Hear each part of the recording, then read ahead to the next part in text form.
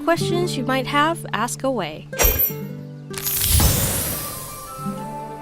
Battles aren't just about dealing damage. The right supporter can keep you alive with powerful healing skills.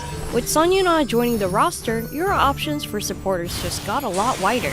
And to help you make the right choice, we brought you all the key info you need. All 4 supporters can heal, but each one brings their own unique strengths to the battlefield. Boren has a unique advantage. She can cleanse and remove all debuffs. In tactical battles, your allies often end up stacked with elemental effects. But with her Hymn of Grace skill, Boren can remove up to 3 elemental effects, keeping your team safe and giving you a huge advantage. And that's not all. If an ally's HP drops below half during battle, she automatically grants a protective shield, making her indispensable. Most supporters can only heal on their turn, but not Bakaha. With her totem summoning technique, she can summon a healing totem that restores allies' HP every single turn. That makes it so much easier to handle battles where the enemy gets more turns. And she's not just about healing. Her Ethereal Soul skill boosts attack power and restores the joint attack gauge for a whole row of allies, making her a powerhouse in offense too. Here's a pro tip. Bring Bakaha into your team for the Ironheart Jiangshi in solo boss trials, and he will be able to summon extra Jiangshi, making him much easier to take down. Uwan can boost the attack power of specific allies, but his signature skill truly shines. He can heal the HP of your entire team. Finally, the newly released Sun Yuna. She's a game changer in party content, attacking enemies while reducing the cooldown of your allies' sacred skills, all while healing their HP and truly shining as a supporter. Healing is just the beginning.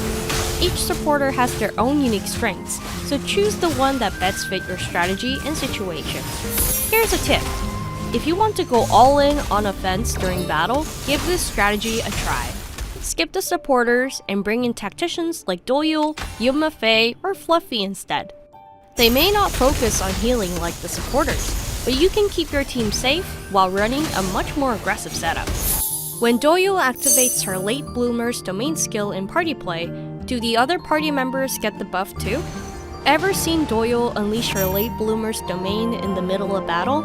Even if you don't have Doyul on your team, any party member who steps into the domain will still share the same buffs. Use Doyul wisely and watch your whole party take down enemies efficiently. Word on the street is, many players are confused by the skill descriptions and related terms. A lot of players get confused about what allies mean in skill descriptions. Just remember, it refers to the allies listed under the skills category in the description. So let's break down the skill categories. First up, single target. In field battles, it means you. In tactical battles, it applies to the ally you've chosen. Next up, team. Some players get confused, thinking it means all party members. But here, team refers to the heroes you've assigned in your team. Lastly, party members. Skills labeled party member affect everyone in your party, including you. But keep this in mind, if a hero who isn't the team leader uses a skill that affects party members, it will only affect that hero, not the rest of the party. So to have a skill impact your entire party, make sure the skill holder is set as your team leader. Ever wondered how the standby feature works in tactical battles? It looks like many players don't use it much, so I put together a quick guide just for you. The standby feature lets you end your hero's turn instantly and pass it to the ally group with the fastest action order. Master this, and you can steer the battle with true strategy. Picture this. The enemy has a hit count shield, and you need to land consecutive attacks. But your multi-hit skill is still on cooldown. Looks like your skill will be ready next turn. And this is the perfect moment to use the standby feature. Use standby to end and move your turn to the fastest ally group. With the standby feature, your turn comes back faster, and your multi-hit skill is ready to strike.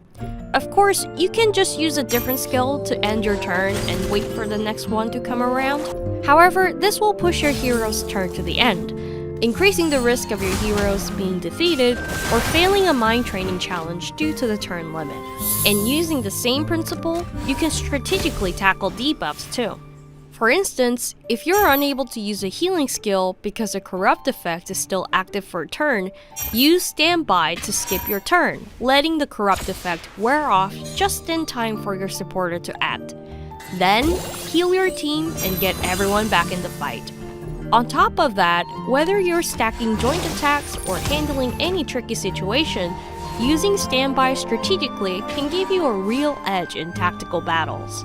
Remember, you can only use standby once per ally group and not back to back, so use it wisely. We'll keep a close eye on our players and do everything we can to answer the questions you're most curious about.